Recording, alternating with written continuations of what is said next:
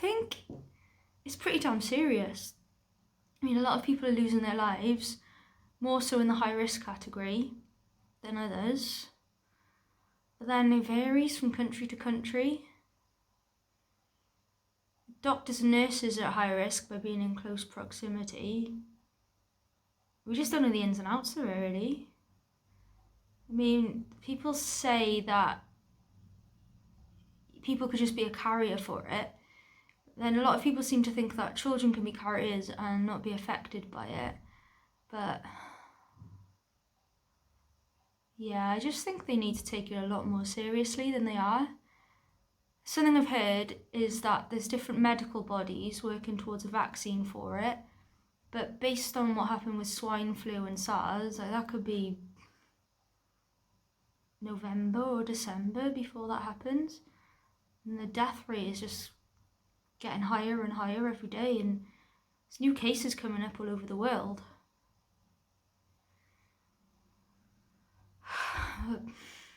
Europe's the epicenter of it now, and if we look at China, it's taken them 6 months since when it was first reported to be in some way coming under the control now, coming out the other end of it, and it's still present there.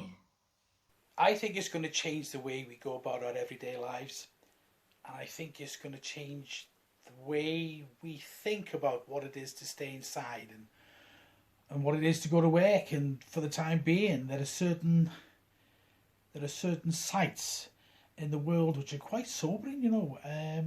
Like there are dolphins in the canals in Venice, for example. And the other day, and now this is just down my road, and I know it's not to the same level, to the same extent, but you can see the hospital in the distance, which is the hospital I was born in, and my brother upstairs, who's ill as well, which is one of the reasons I'm self-isolating, to make sure he doesn't get it. There's a park there as part of Arrow Park Hospital. I looked outside and there were hundreds of crows.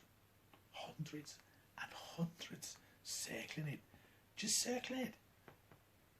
And there are certain natural phenomena that have come back, perhaps, if humans were never to be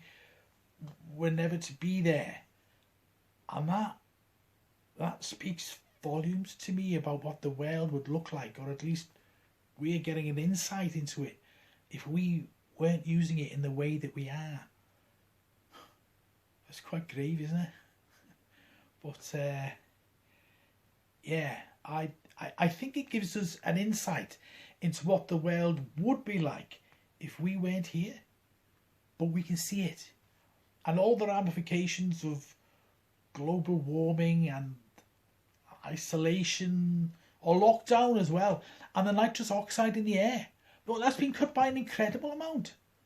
There's something like as much pollution as there was in the 80s at the moment. It's been cut to that level. I don't know if it feels like it's going to give us a level of understanding about what we're doing to the world, but also some reflection on what we've done and what we can change. I hope that's the case. I hope something positive comes out of this.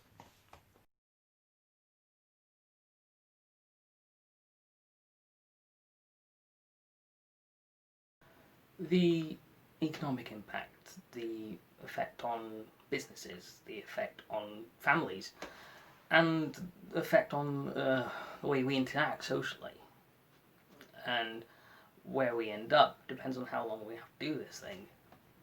I think there's going to be an awful lot of people who suffer greatly financially and from a health basis, whether they do or don't get COVID-19, because of the restrictions that have been placed on society. And, we have a requirement to sell our product to make enough money to pay for our employees' livelihoods, and social distancing and total restrictions on travel hurting face to face, and customers' businesses and the businesses of their customers, their suppliers, and it ripples out. It ripples all the way through the economy, and it's going to impact my business. So there's a time period that companies can tolerate this, and depending on how much money, how much reserve they have, how robust they are, depends on how long the company is going to survive. And I fear for those companies that don't have reserves, that are going under now, and their employees are going under, and I find the business impact frightening.